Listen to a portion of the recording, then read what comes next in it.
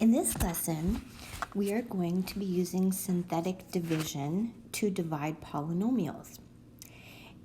In this section, we will be reviewing synthetic substitution because really it's also the same method we use for synthetic division. So first of all, in example number 1, we have x minus 1, and as one of our factors, we're going to set it equal to 0, and we're going to find what x is, which is 1. That's going to go out front of our box, and then we make our box. We need to check that our polynomial is in standard form, and it is, and we're going to put our coefficients in our box for synthetic division, which was what we did for synthetic substitution. Remember, if any of the powers are missing, we are going to put a 0 in that spot.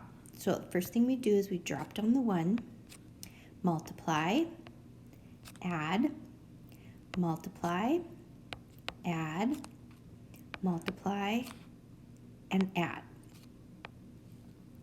Now, since we have divided, that means we had one solution already. So since this was an x cubed, when we've divided, we're now down to an x squared. So the remainder, the answer to our problem, we will start with using those numbers as our coefficients. So this would be x squared, 1x squared. We wouldn't have any x's because that would be 0, minus 2. And this 6 is our remainder, plus 6 over what we divided by, x minus 1. And that is how we do synthetic division of polynomials. Let's try another example.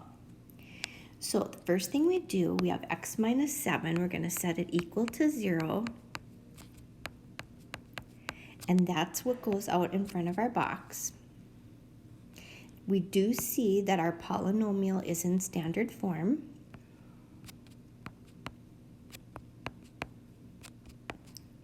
Putting all of our coefficients in our box. Now, we're going to drop the first number down, then we're going to multiply, then we're going to add, then we're going to multiply, then we're going to add, then we're going to multiply, and then we're going to add. So in this case, we do not have a remainder. Since we divided x cubed, we know that x minus 7 was one of our answers or factors. And what we have left would be 2x squared plus 5x plus 3. This is what we get when we divide. So now, can we take it one step further? And instead of factoring, can we find all the factors of our polynomial and all of our solutions by using synthetic division? So what we do is we set our x minus 4 equal to 0, and we find out that one of our solutions is 4.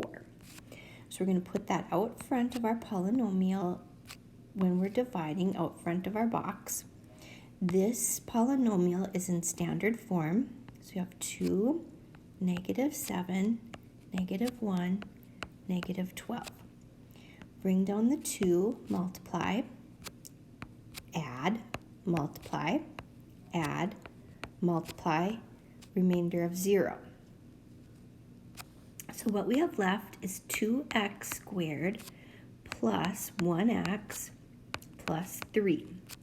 So now we want to see if we could factor that to find the other two factors. Let's set up our x and see if that works. So in the top of our box, we place a 6, and in the bottom of the box is 1. What two numbers multiply to be 1, or multiply to be 6, but add up to be 1? So that doesn't work. So to find our other solutions, we would set that equal to 0 and do the quadratic formula. And we could find the rest of our factors. All right, next, solve the polynomial with synthetic division. So in this case, this didn't say x plus 4. This said x equals negative 4. So we're going to put that out in front. We're going to set up our box and put our coefficients.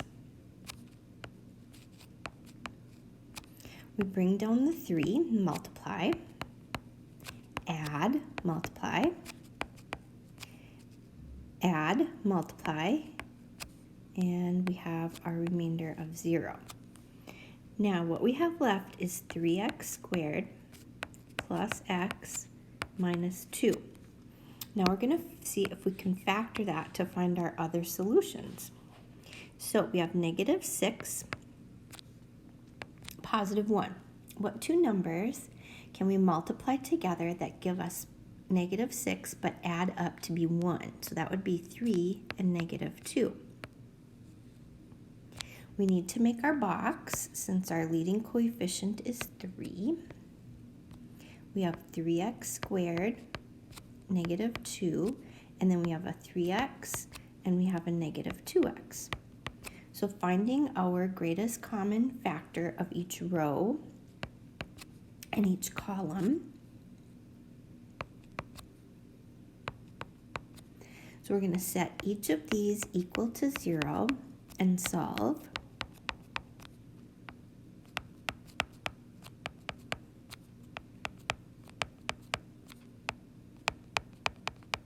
So after we divide by 3, we see that we have our 3 solutions after we have used synthetic division to find our solutions to our polynomial. And we knew that since our polynomial was to the 3rd power, there would be 3 of them. So we have x equals negative 1, x equals negative 4, and x equals 2/3. All right, let's try the next one. So we have 5 as one of our solutions. And then we have a 1. Remember to put a 0 since there aren't any x squareds. We have negative 19. And we have negative 30. All right, so we're going to bring down the 1, multiply, add, multiply, add, multiply. And this only works to continue and find the rest of our solutions if we know for sure that this 5 is a solution. And we know it is a solution because there is no remainder. If there was a remainder, 5 would not be a solution. We would just be dividing it in and finding out what the answer is.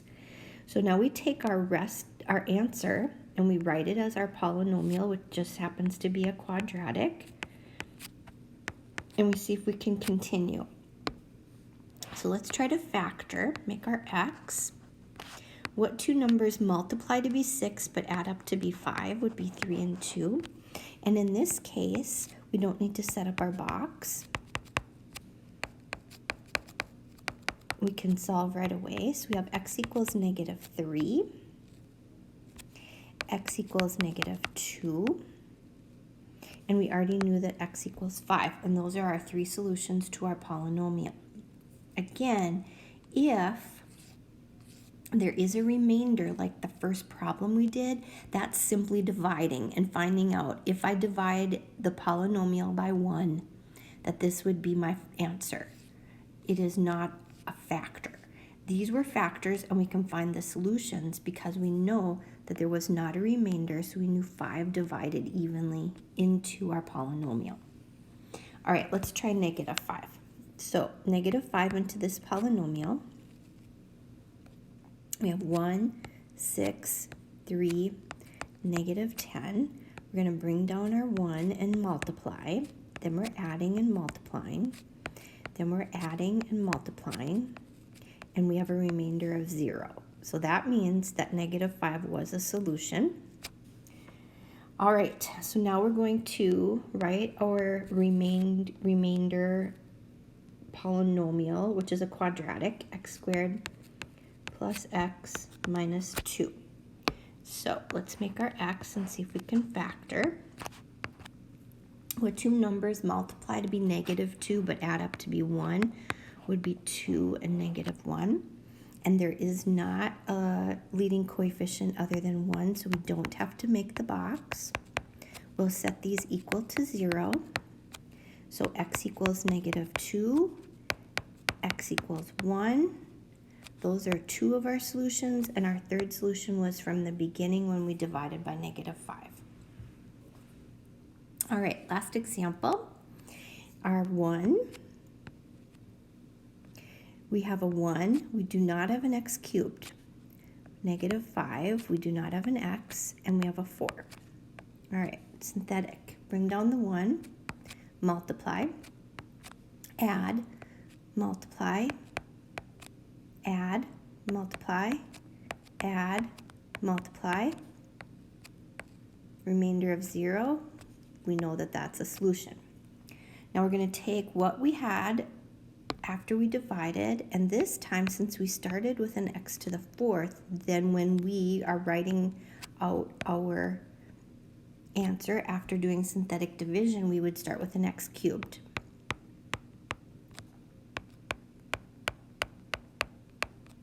Now, to factor this, we learned that if there are 4 pieces, we should try factor by grouping. So we can take out an x squared, and we'd have x plus 1 left. And our greatest common factor, we could take out a -4, and we'd have x plus 1 left. So when we regroup, we have x squared minus 4 as our first factor, and x plus 1 as our second factor, since the x plus 1's repeated. Now, we can factor this into x plus 2 and x minus 2 since it's the difference of squares, and we have our x plus 1. So we're going to set these equal to 0 to solve. So we have x equals -2, x equals +2, and x equals -1. 1, 2, 3, and 4 solutions with the one that we started with. So we have to remember that we will use synthetic division. We take what is our answer after dividing, we rewrite it as a polynomial, and then we continue factoring. If it's a quadratic and we can't continue factoring, then we could use the quadratic formula to solve.